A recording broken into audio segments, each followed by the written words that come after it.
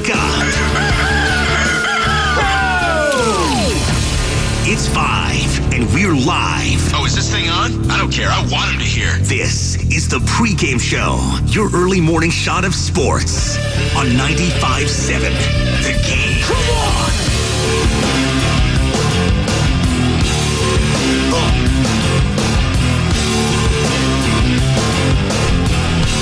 Damn right, it's Pregame Show, baby. I forgot what show I was on. I was just going to say the morning roast. Why would I do that? 5 a.m. plays mind games with you this early in the day. Not going to lie. It's like you're just getting to the early, like 4 o'clock in the morning still feels like overnight, but 5 a.m. you start, it does feel like the morning. And I know by definition, anything past midnight is technically morning, but neither here nor there. I can't delay this any longer. We got a special day here at 95.7 The Game. And I'm going to do it right within the first minute. I'm just going to play the song. We're gonna... Oh, there it is. You know whose birthday it is today, ladies and gentlemen, boys and girls? Sam Loveman.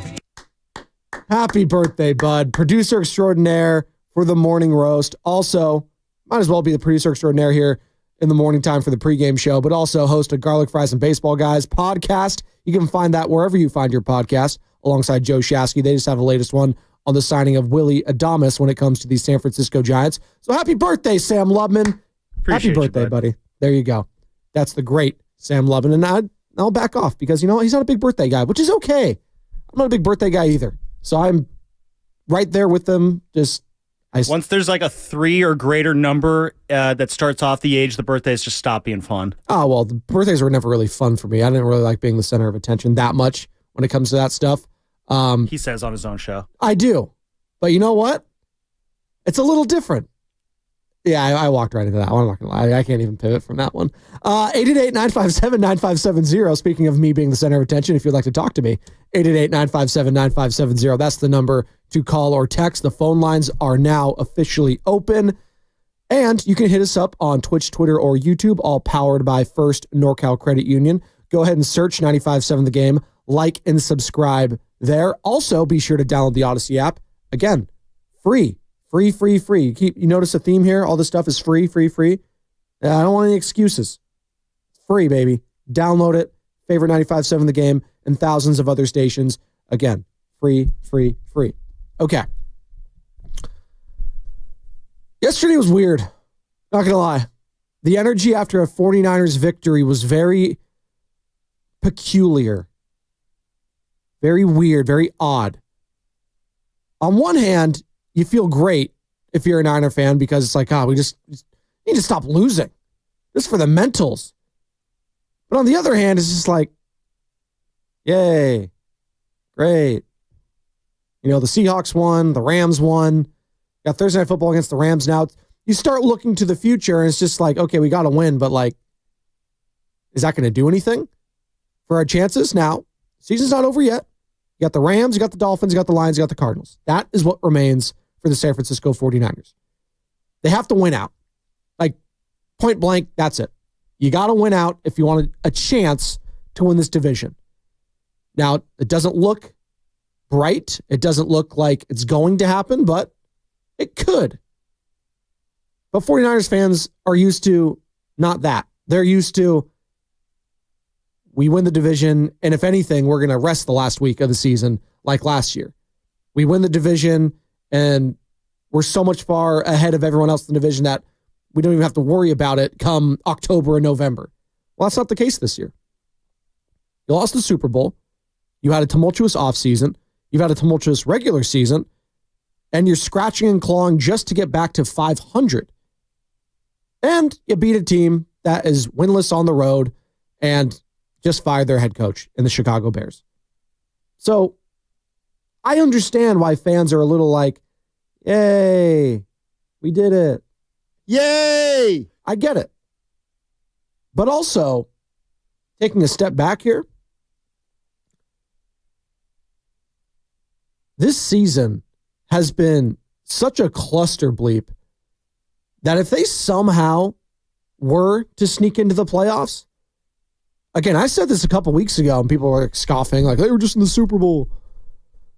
But if Kyle Shanahan somehow won this division, that would be the biggest feather in his cap as a coach in his career. More so than getting the team to the Super Bowl twice. Just given what has gone on this season. Like the coaching aspect of it all. And there has to be a lot of breaks along the way when you do go to a Super Bowl. Don't get it twisted. A lot of luck is involved in that. And Kyle Shanahan would be the first one to tell you when it comes to health. The 49ers were pretty damn lucky last year when it came to health. Now, if you watch the receiver doc on Netflix, you would have found out that both Deebo and George Kittle were dealing with something, but everyone was dealing with at least something during that Super Bowl when it comes to injuries. But for the most part, Christian McCaffrey stayed healthy. Brock Purdy stayed healthy. He was coming off an elbow surgery in the offseason. Brandon Ayuk stayed healthy.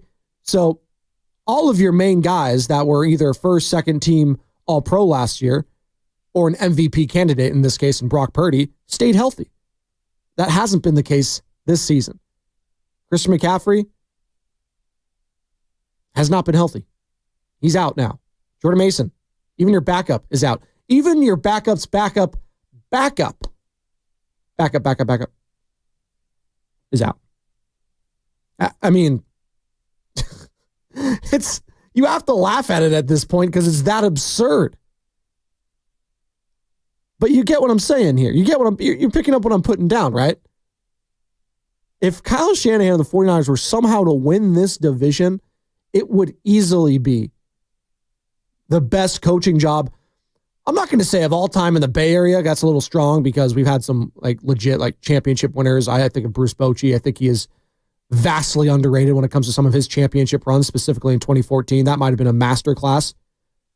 Just him and Madison Bumgarner. But for this season and for a regular season division title or a playoff berth, absolutely. It's one of the more impressive I would have seen. Now, can they get there? It's going to be difficult. And it starts this Thursday, which is just 2 more days, folks, at Levi Stadium against your rival Los Angeles Rams. Sean McVay, Matt Stafford, Puka Nacua, Cooper Kupp, Kyron Williams, those 2 rookies on the defensive line, Fisk and Jared Verse. I mean, they revamped their whole team basically on defense this offseason. You know what they had on offense already. And they just had their biggest win of the season against the Buffalo Bills, who were coming off a dominant win at home against the San Francisco 49ers. Now, a little different when it's at the Snow versus a dome. And I'm assuming it was 60 or 70% Bills fans at the game anyways. But neither here nor there. On equal footing, the Rams came out on top. And they were in control of that game for damn near the entire fourth quarter. They're up 3 scores at one point, I think at the start of the fourth quarter, right? They're up 17. They didn't look back. And they ended up winning that game. And now they have all the confidence in the world. They're going to be coming to Levi Stadium. And the 49ers should be confident somewhat. You would like to think they're confident after a win like that. Well, Kyle Shanahan spoke yesterday in his weekly media conference call. And this is what he had to say on why the grit hasn't been there this year for the 49ers. There isn't one thing to say. It comes down to making the plays and getting it done when you are in those situations. And, I could say, you're not in those situations every single week. We were versus Tampa Bay and we got it done. So I can say that was a real gritty win and we played with some grit there at the end. But that's just trying to put a word on the situation. It's how hard these games are to come by at the end, and teams that can pull those off consistently usually are the teams that are in the playoffs. And when we have been in those situations, we haven't pulled many of them off this year. I always keep going back to those 3 games we lost. Tampa was the opposite. We were able to get that one done. But usually most teams are going to be in a lot of those games, and you got to win more than you lose. And it hadn't been that case for us, and we wanted to make sure that coming into this game, we knew our backs were against the wall, and we thought it was going to be an opportunity to come out and show that we can do that and finish it no matter what happens. And I think we came out so well at the beginning, and we continued that we were able to be a little bit more comfortable there at the end, which is always more fun. But we were prepared for any type of game, and we planned on winning that any way it would go. And they did win that game, even though It's the Bears. Yeah.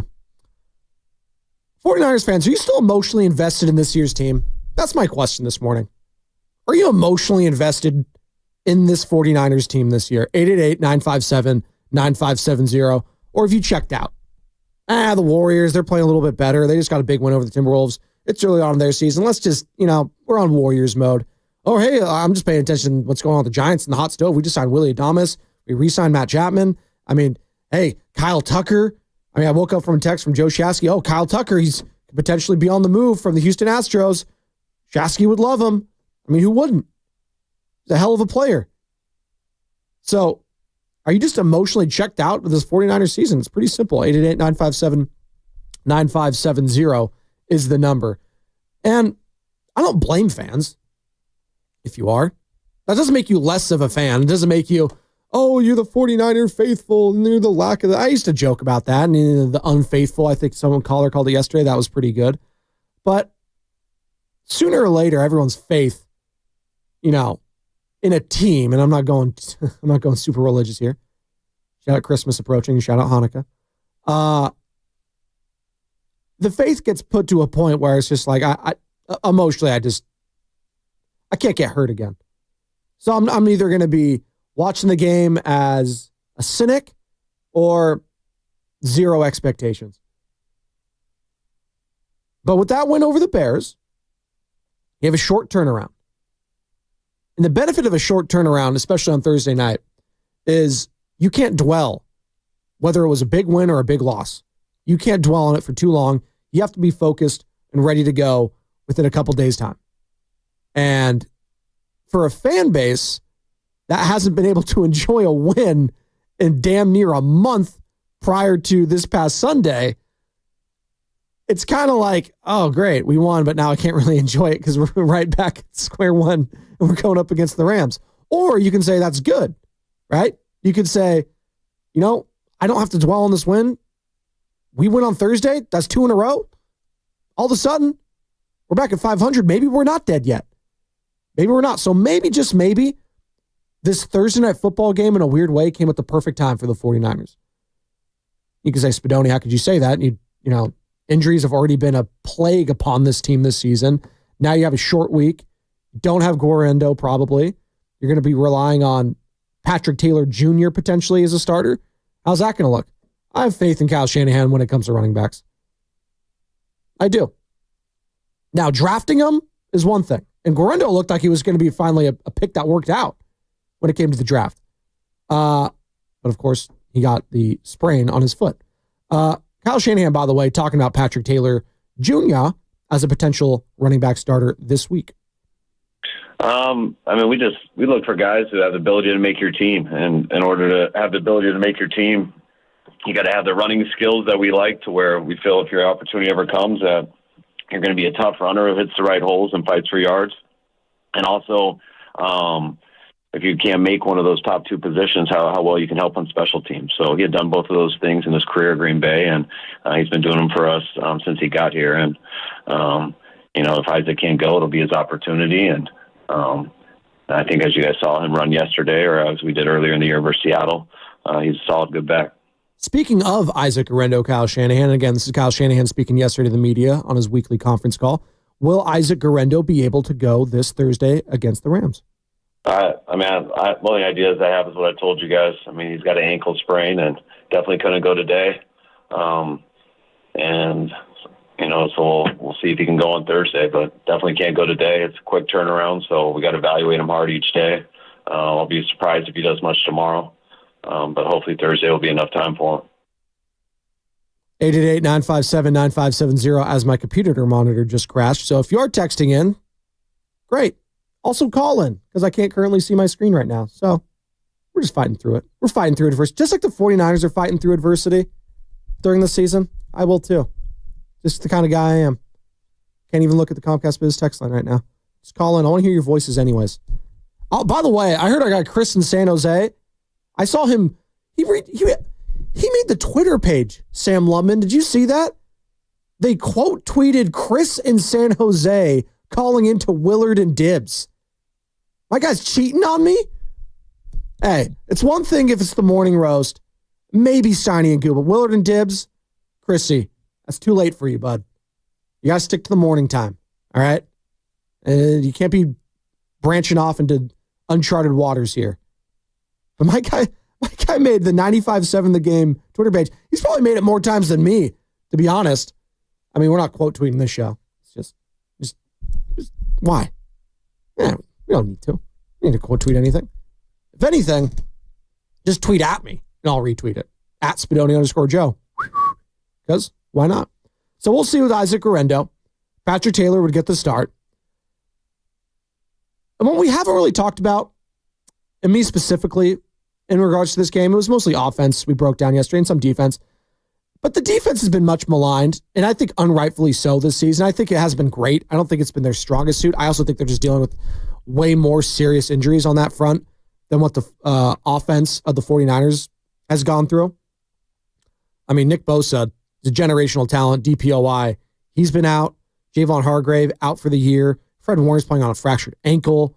I mean, Hufanga just came back. Dre Greenlaw potentially coming back this week. I mean, they've dealt with it. But they had a hell of a performance against a Bears team that, albeit, is not great, but they have a lot of talent on offense. Adunze, hell of a talent. Keenan Allen, been a talent. Caleb Williams, say what you want about him, very talented. And he showed why. He was a number 1 overall pick at times this past week. Offensive line, though. Ooh, yikes. But here's Kyle Shanahan talking about how he felt the defensive line in particular. And a guy named Leonard Floyd, who actually showed up and showed out in this game. Yeah, I just loved how they rushed as a group. Gave them very few exit windows. I thought we had really good coverage, which made them took away the number 1 most of the time, number 2 a lot of the time, and whenever he had to get to number 3, our D line was there. So I just think collectively and individually they had a really good game.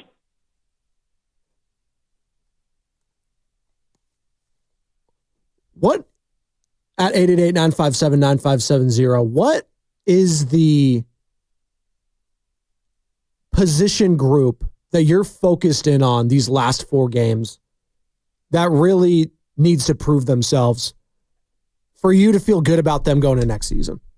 Because for me, it is that defensive line and finding out if I have some guys that I could pair with Nick Bosa next season that I could keep around.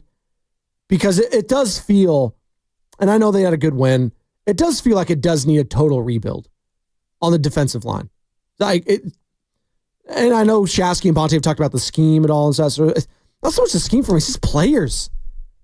They need better players. Like Drake Jackson, he thought was going to be a guy. The guy didn't even play this season. Javon Kinlaw, not on the team anymore.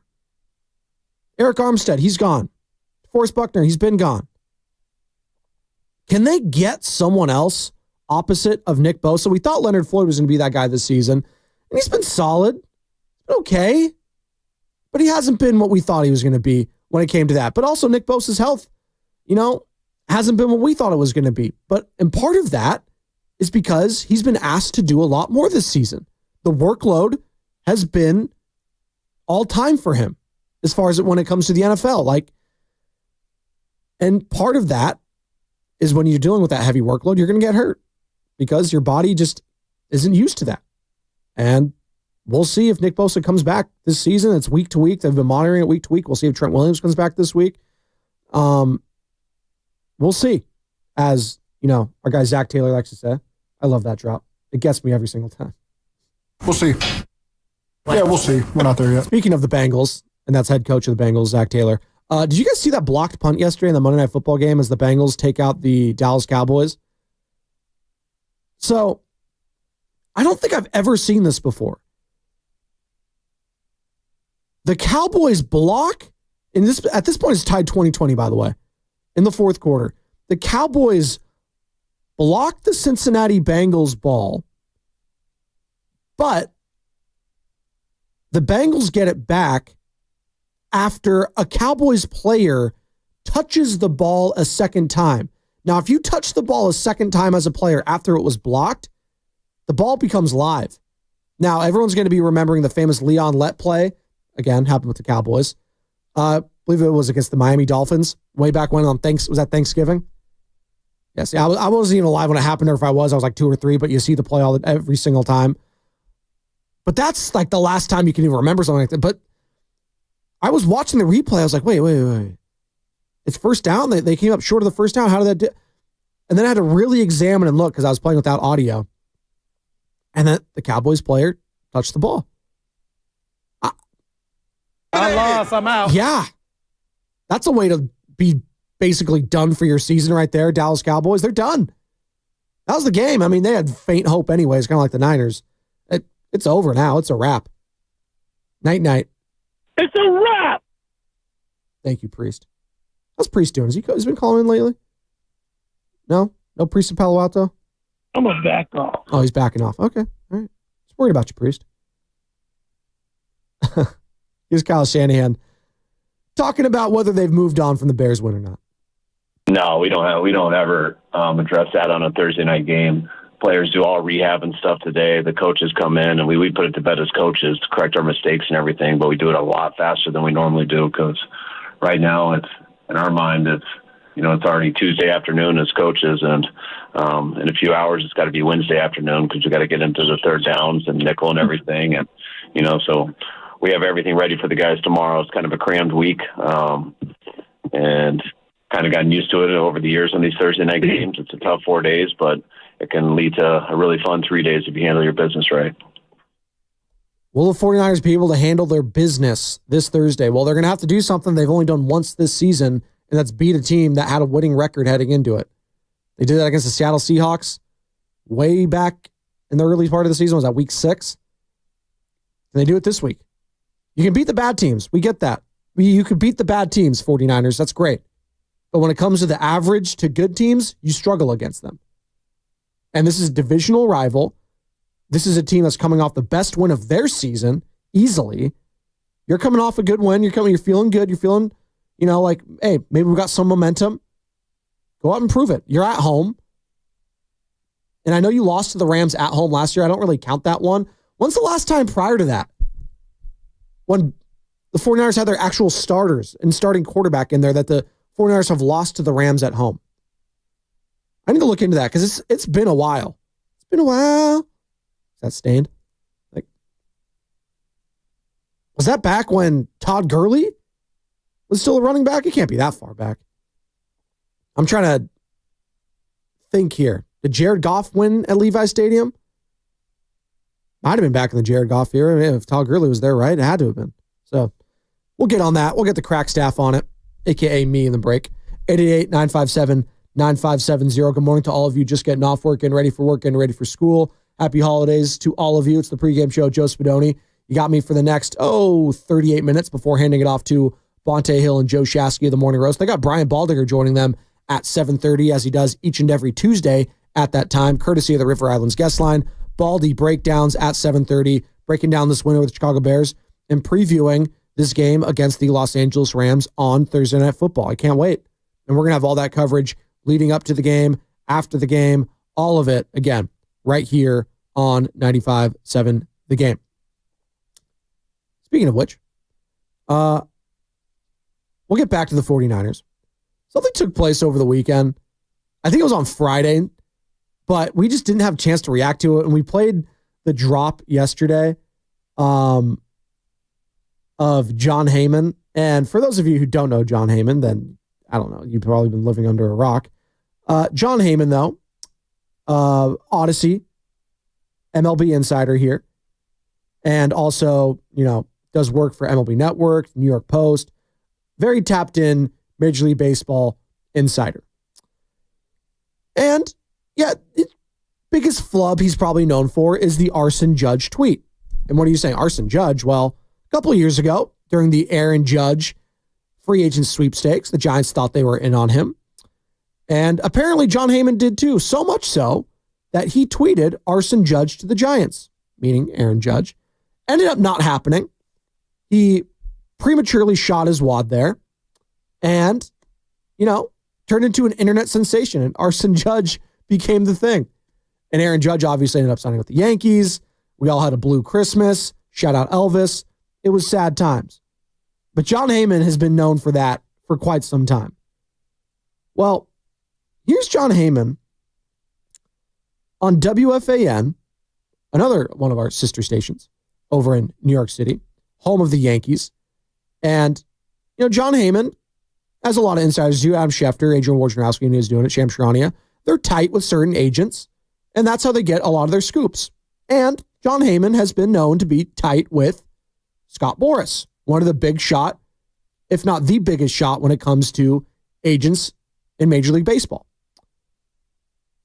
Here's John Heyman going at it with Keith McPherson of Keith McPherson. Is that, did I say that right? Is it Keith? Not, that's Evan McPherson. Am I, let me see. Let me make sure I'm doing this right. Okay, it was Keith McPherson. I was on football mode here. By the way, I officially eliminated from the 95-7 league for those of you that care. John Heyman, Keith McPherson going back and forth. Keith McPherson calling him out about his credibility, and John Heyman is not happy about it. People believe everything I tweet. I've had 100,000 tweets, and, you get one that was wrong, and it did say appears, and I know I rushed it, and it was a big mistake, and I regret it, but it's 2 years later. No regrets. I think it's like at some point, I think someone could probably drop it if they're a nice person. What I think is it just like how I introduced you. Everybody in baseball knows who you are. So one, it's a credit to your work, your following, and how. By the way, I won't be going out with you again. The whole thing has been a disaster. That's okay. I can't even believe you said that to question my integrity. Are you being serious right now? I'm being serious. Yeah, John. Asking me if I'm getting a cut because I have a relationship with an agent. That's outrageous. I know you're not a journalist. You don't know anything about this. I know you don't, but that's an outrageous comment. You should know that it's much. Friday night at 8:30, John. You should know that much. And I'm done with you. I'm not I'm taking done with this that serious. Goodbye. John, thank you for I joining can't us, even John. believe it. Thank you, I can't John. even believe it. Thank you, John. Appreciate your time. He's got to get to bed. I did not expect it to go that way. Wow.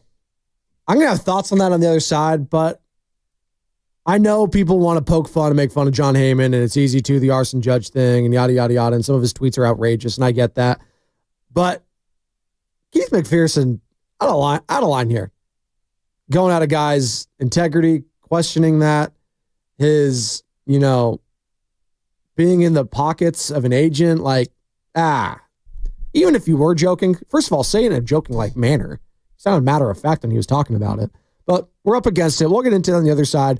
Plus, Kyle Shanahan spoke to the media yesterday. We're going to listen to his media conference call in its entirety as well. 888-957-9570 is the pregame show. Joe Spadoni rolls on 95.7 The Game. Many architects and builders who team up with Golden State Window and Door Design are familiar with their list of vendors, including...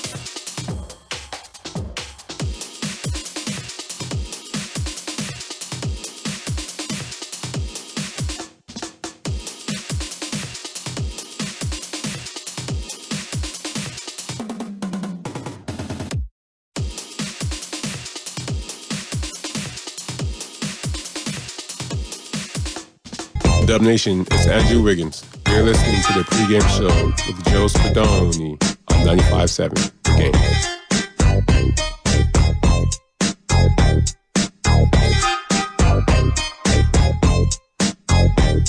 Thank you, Andrew Wiggins.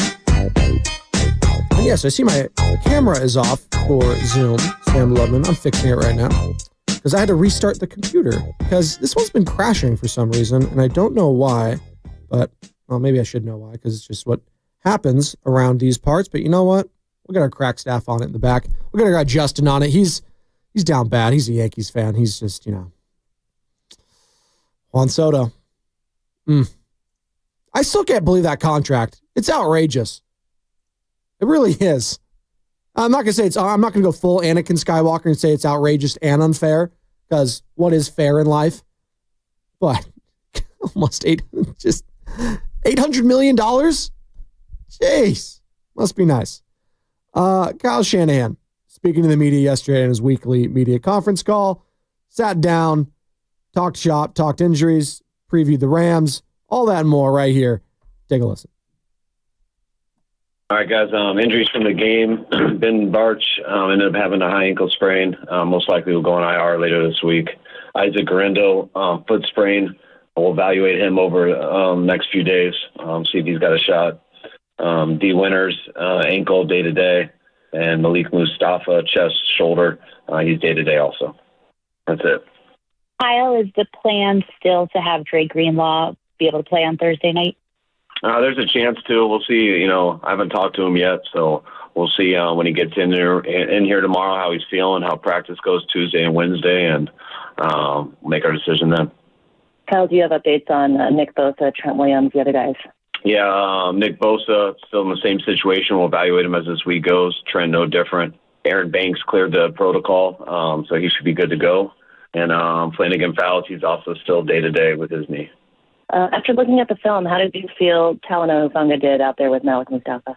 I thought he did a real good job. Loved having Huff back. Even the first play of the game for him to get in on that tackle, his communication, everything, just helping the defense get lined up and stuff is extremely good. And it's a real good first game for him.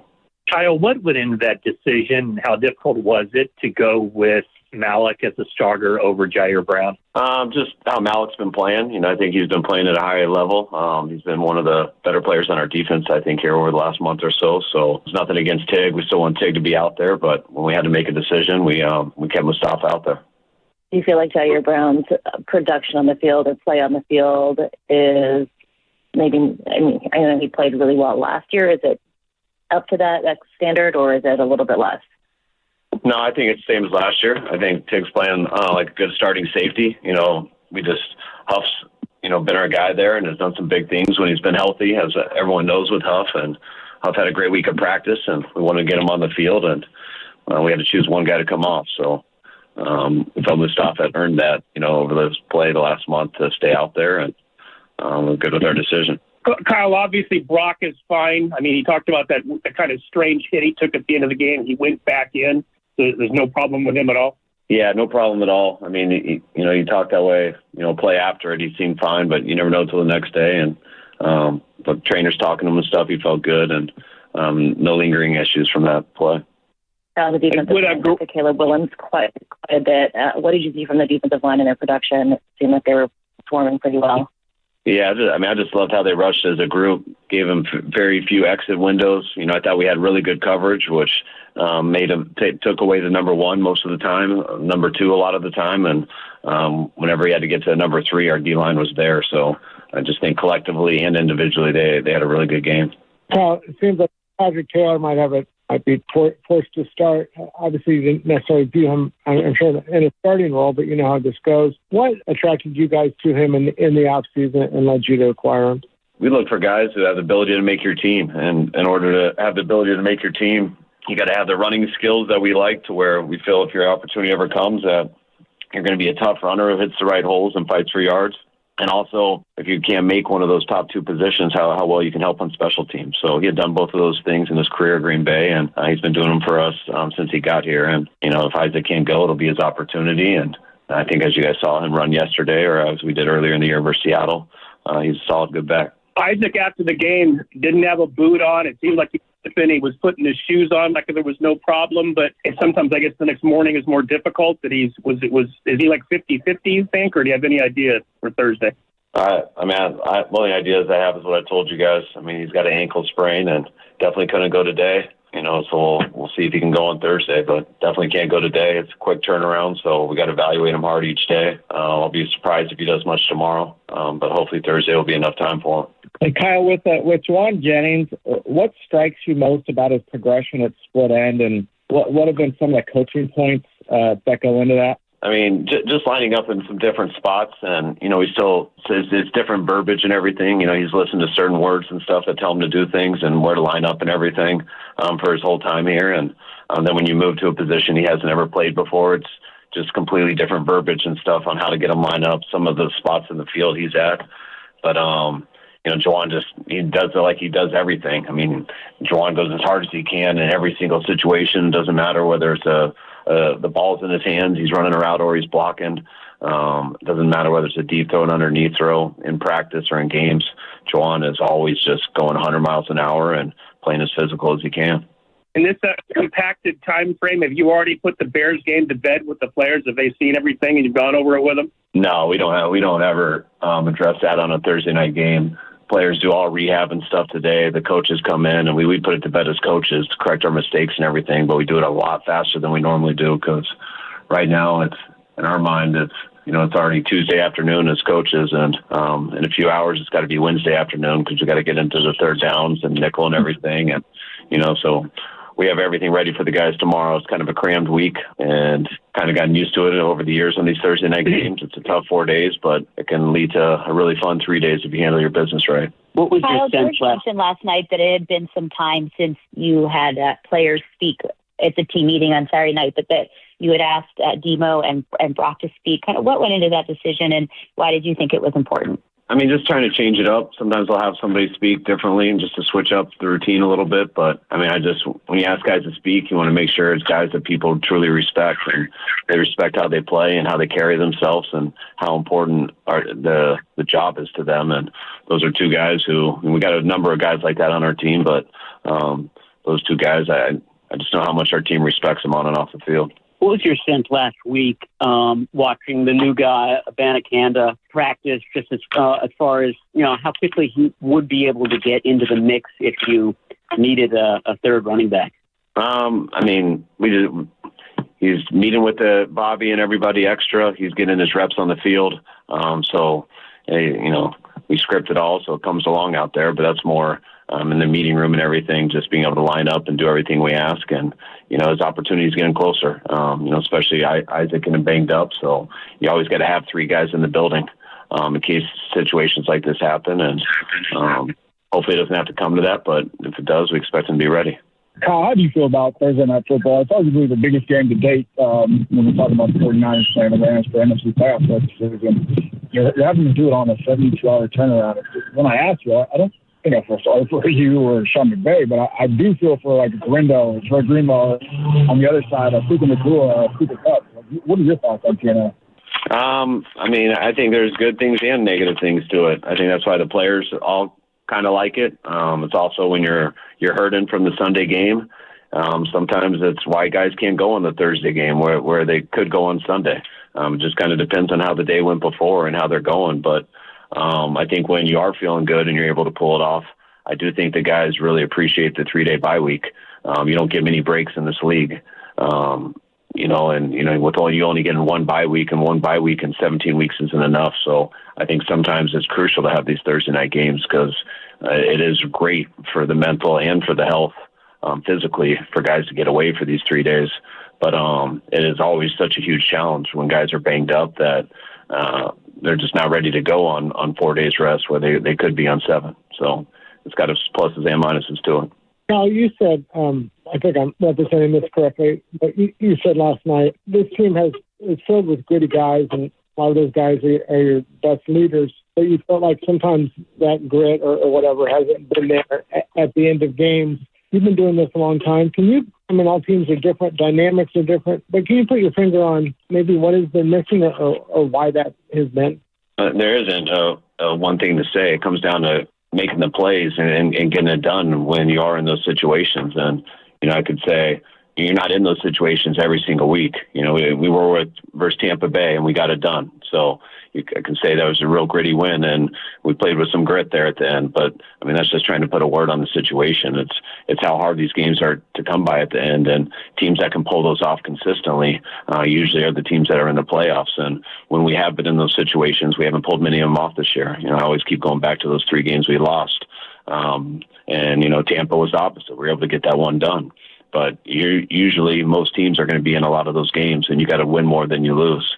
And it hadn't been that case for us, and we wanted to make sure that coming into this game, we knew our backs were against the wall, and we thought it was going to be an opportunity to come out and show that we can do that and finish it no matter what happens. And I think we came out so well at the beginning, and we continued that we were able to be a little bit more comfortable there at the end, which is always more fun. But we were prepared for any type of game, and we planned on winning that any way it would go. All right, guys. Thanks. All right. Sorry, Kyle. Jumped the gun there for you. Thank you, Kyle. That was Kyle Shanahan speaking to the media yesterday in his weekly conference call. We're up against it. We're going to take a quick break. Come on back. One more segment. Wait till you hear what Deebo freaking Samuel had to say about his season. You're going to be shocked as the pregame show, Joe Spadoni, rolls on 95.7 The Game. At Makita, good enough is never enough. It's not just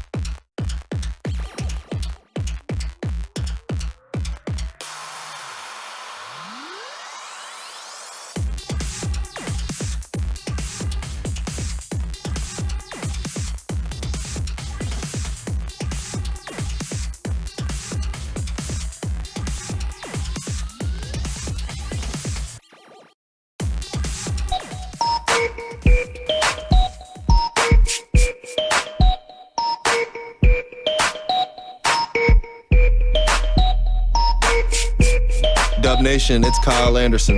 You're listening to the pregame show with Joe Spadoni on 95.7.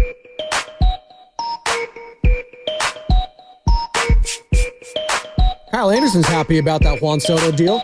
Shlomo, big Mets fan by way of New Jersey. Dubs getting back in action tomorrow against the Houston Rockets in H-Town. It is the Emirates NBA Cup quarterfinal matchup between the Warriors and Rockets. And again, we'll have all that coverage right here on 95.7 The Game. Warriors live starting at 5:30 tomorrow and tip off at 6:30 with the voice of Tim Roy. We've been talking Niners, though, this morning. And again, if you're just joining us, 888-957-9570. Good morning to all of you. Just getting off work, getting ready for work, getting ready for school. Hope you're doing your holiday shopping. Hopefully that's going well. I got my Christmas tree yesterday.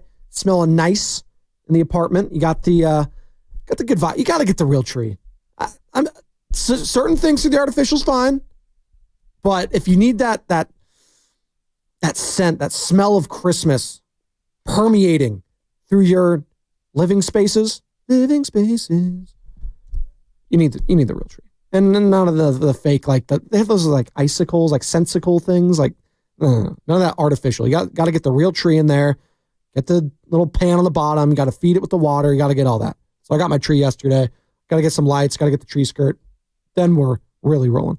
Put the nativity scene out. Oh yeah, Frank Sinatra on. The best. Or some Last Christmas by Wham. It's probably the GOAT Christmas song. Probably. It's either that or Andy Williams' Most Wonderful Time of the Year, or it's the holiday season, whatever the one is called. I forget. By the way, did you guys see what Deebo Samuel had to say yesterday on Twitter? This guy. It's been a season to forget if you're Deebo Samuel.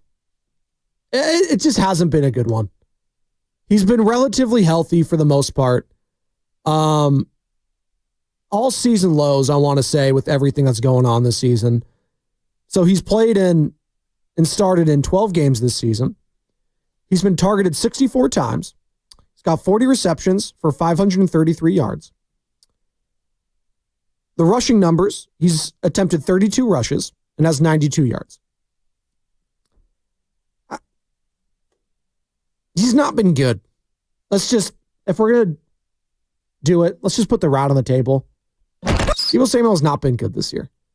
He has not been an all-pro player like he was back in 2021. He has not been a number 2 wide receiver. Hell, he's really been a fringe wide receiver 3, if we're keeping it a buck. That's the way he's played this season. Juwan Jennings, since Brandon Ayuk left, and really even when he was here, Juwan Jennings has been wide receiver 1. And I have a tremendous amount of respect for Juwan Jennings. I think he's very good. I think he is limited with some of his physical skill sets. Now he's big and he's strong. He can't get a lot of separation, but he doesn't let that stop him. Deebo Samuel, since coming into the league, has really been mostly a gadget player trying to play receiver. And he's been in the league now since 2019. And he has yet to hone his craft as a legit wide receiver. And that is just crazy to me. Does he not work on route running? Is he not working on that ad nauseum and I know he's injured now, but were you not working on that in the offseason with the likes of a Brandon Ayuk? Were you not working with guys that are at the top of the craft like a Devontae Adams or a Justin Jefferson? Are you not working with guys like that to try to get better at that? Because you've been in the league now for 5 years, buddy, and things haven't changed. So when you tweet out something like not struggling at all, just not getting the ball, 5,000 exclamation points in a shrug emoji, no, you are struggling. It's the worst season of your career. I mean, given with the expectations of everything, and I'm not counting the season in 2020 when you were hurt, you started 5 games that season. You're leading the team in the things you don't want to lead them in. I mean, you're on pace for 96 touches this season. Last season, you had 97. The season before that, you had 98. What's the difference? Well, the difference is you're not breaking tackles. In 2021, Deebo Samuel broke 22. In 2022, he broke 15. 2023, he broke 17. This season, he's broken 4 tackles. 4. For a guy that's game is predicated on physicality and running through contact, hey, there's been a lot of times where I've seen him get tackled on first contact a lot. I mean, I'll go in Star Trek First Contact here. That's what's happening with Deebo Samuel. The drops. It's not been good. By the way, it's never a good sign when you get a community notes attached to it, Deebo. When you're saying you're not struggling at all, you're just not getting the ball, then the community notes on Twitter, quote, he leads the team in drops. He is struggling. So now Twitter is clapping back at you, Deebo. The platform you're going to voice your frustrations is fighting back. It's a tough scene. And listen, it's okay to not have your best season, but don't lie to the fans. Don't lie to the likes of Joe Shasky and Bonte Hill, the guys that live and breathe and die with this team. Don't lie to them because you're doing them a disservice. We watch every single week. We're seeing the guys that are stepping up. I'm seeing George Kittle step up each and every week. I saw him put the team on his back last week and many times this season. Ricky Pearsall is a first-round pick, but he's a rookie. Shot in the chest. Ricky gets somewhat of a pass this season for me. He does. Juwan Jennings, yeah, he's been the wide receiver 1. He's made plays after plays after plays when they needed him to. Isaac Orendo, rookie. He stepped up. Jordan Mason stepped up. I haven't seen Deebo Samuel step up this year. It's been disappointing. I'm not mad. I'm just disappointed in his production this season. And are we watching the last season of Deebo Samuel in a 49ers uniform? Possibly. Possibly. So, don't tell us you're not struggling at all. Because we're watching it. And you lead the team in drops. Means you're struggling. There you go. We got a couple minutes here. 888-957-9570 is the number. Start lining them up. Brian Baldinger joining the guys at 7:30. That's going to be appointment radio. Be sure to be locked and loaded on that. Brian Baldinger every single Tuesday at 7:30. Breaks down film better than anybody. He is keeping tabs on every single team. He's going to be fired up for this Rams 49ers matchup on Thursday. His thoughts on the team's win over the Chicago Bears. All that, again, 7:30, appointment radio with Brian Baldinger. All right. I can't even believe you said that. I can't believe you said that either, John Heyman. How did Deebo say? I can't even believe you said that. I know. And the game against the Bears, too, he didn't do it. Like, the Bears stunk in that game, and he's still going to do anything. That is what's the frustrating part, is when you're playing against the bad teams even, you're not really doing much. God. It's just, don't tell me that you're not struggling when I'm watching you every single day. It's just, I see it. It's like when I'm talking to my toddlers and like I see them doing something and I'm saying, don't do that. And they're literally saying, I'm not. And they don't even know. I'm looking right at you, Benny. Don't touch the TV monitor. Don't touch the TV screen. I'm not doing that. You're right in front of it and you're pushing it. What are we doing? Yeah. Screen time.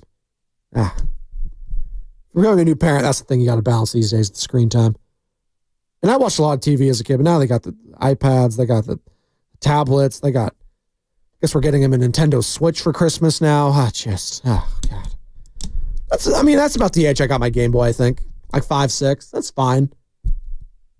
But I think I like the OG. I was like pre-Game Boy Color. Remember we had to have like the light on top of it because it wouldn't like light up itself? Or you had to have like the little clip like light on there. So when you were driving late at night or you're being like from a road trip or something, or you're in the car, you have to have the little light attached to it.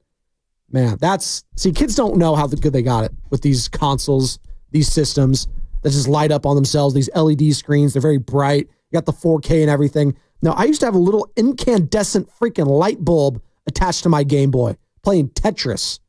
All right? Then talk to me about problems. I can't even believe you said that. I can't believe it either. John Heyman quote is that's gonna be used ad nauseum. I'm with you, by the way, John. I'm with you, by the way. 888-957-9570. Start lining them up. This show's coming to an end. We're back tomorrow. We'll try to be better. Bonte Hill, Joe Shasky, they're approaching. Guess, Sammy? What do we got? Baldy at 7:30, and then Doug Russell from the Milwaukee area, 97.3, the fan out there. He's at join us at 9:20. What's going on with Willie Adames? What's he like? That's where we're going to ask him. There we go. So we get some Giants talk in there, squeeze some of that. I can't wait for that. But Baldy, 7:30, be there or be square. That's all coming up next on The Morning Roast. Have a good morning, everybody. You're listening to 95.7 The Game, KGMZ FM in HD1.